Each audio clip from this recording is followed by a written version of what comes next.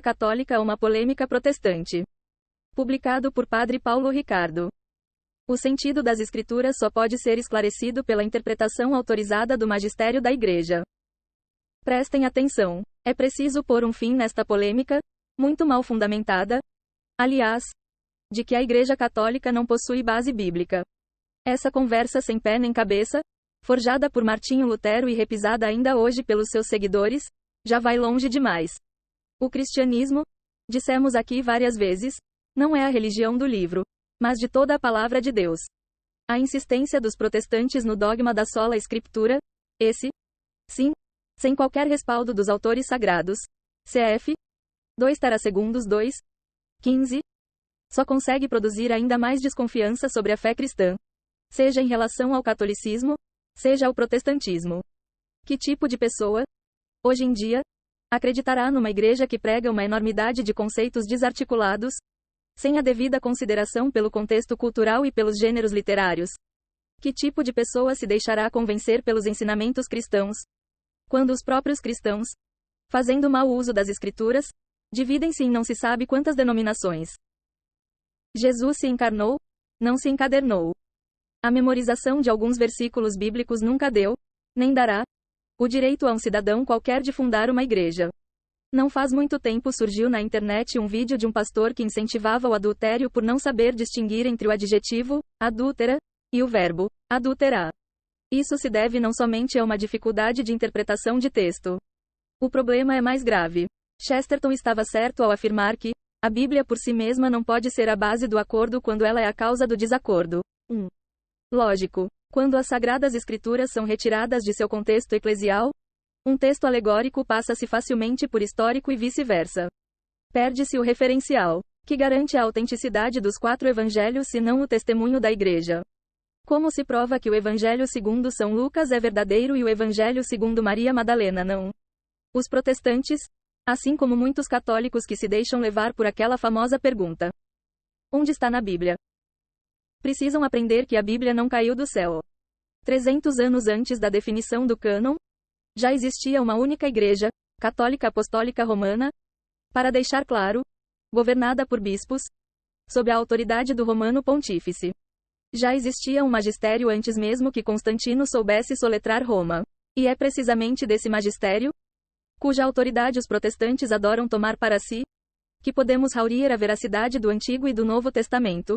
Cf. 1 Terametro 3,15. Negá-lo equivale a negar as próprias Escrituras. Celebramos nestes dias a solenidade de Pentecostes. É também a festa da manifestação da Igreja. Os apóstolos, reunidos com Maria, a mãe de Jesus, como faz notar São Lucas, rezam no cenáculo, pedindo a Deus a vinda do Espírito Santo. O texto sagrado autoriza-nos a fazer um paralelo muito pertinente com a visita da Virgem Maria à sua prima Isabel. O hagiógrafo diz: apenas Isabel ouviu a saudação de Maria, a criança estremeceu no seu seio. E Isabel ficou cheia do Espírito Santo. LC 1, 41.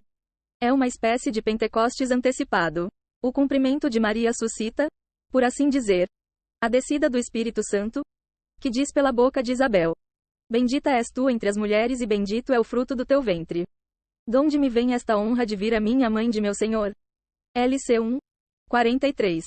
Desde o começo, Deus mostra-se, de certo modo, dócil à Virgem Maria. Esta cena vai se repetir nas bodas de Caná, quando o filho antecipa o início de seu ministério conforme o pedido da mãe, cf. Jó 2, 1 a 11, e, finalmente, em Pentecostes, quando os apóstolos, unidos à intercessão dela, são inflamados pelas línguas de fogo que caem do céu, cf. Et 1, 13 a 14. A Igreja já nasce mariana. Nasce pela intercessão da Virgem Santíssima.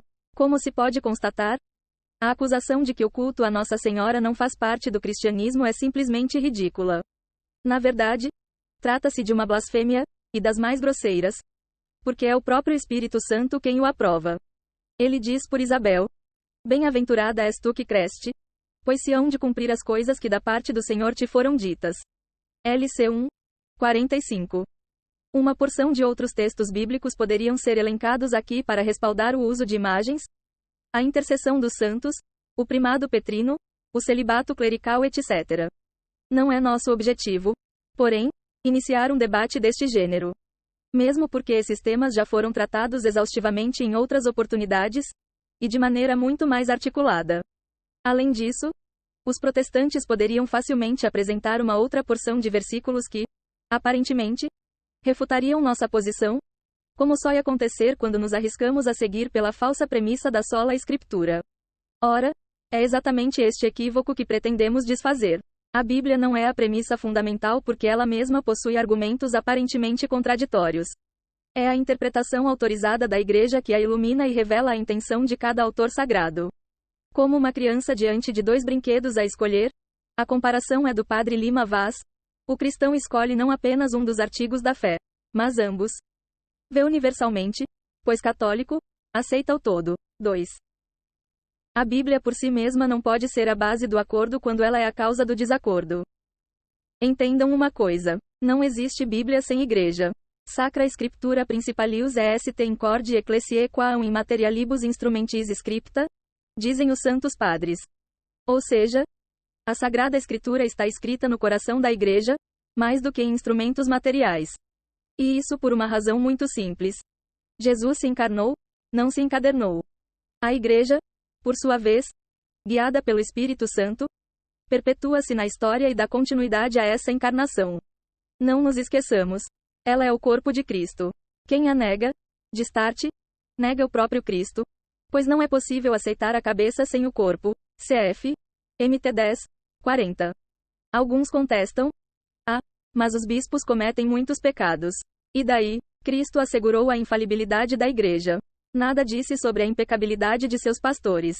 Uma coisa nada tem que ver com a outra. Se aceitamos que a Igreja erra nos juízos de fé, a própria veracidade das Escrituras é posta em xeque. Dan Brown ganha muitas razões para apontar o dedo em nossas caras. As coisas mudam de rumo somente se acolhemos a tradição, na certeza de que a promessa de Cristo sobre a incorruptibilidade da Igreja é verdadeira, non prevalibante, cf. MT 16, 18. Que fique claro. Não pretendemos com isso ofender nossos irmãos protestantes. A Igreja, vale lembrar, admite, em várias circunstâncias, mas sobretudo na defesa da dignidade do homem, a colaboração, com outras igrejas cristãs, comunidades e grupos religiosos, a fim de ensinar e promover o conteúdo moral e social do Evangelho. 3. Apenas desejamos esclarecer alguns pontos de discordâncias que, as mais das vezes, só contribuem para aumentar as divisões e, pior, para a difusão do indiferentismo religioso. Um pouco de bom senso e humildade nunca fez mal a ninguém. Cristo deixou-nos a Igreja e seus sacramentos para a santificação de nossas almas. Não podemos, a pretexto de uma interpretação particular da Bíblia, relativizar tudo isso. Cf. 2 Pd 1, 20. É pecado. É temerário. Sem a Igreja, a Bíblia vira letra morta. Ou aceitamos o magistério, ou perdemos as Sagradas Escrituras. Tertium non datur.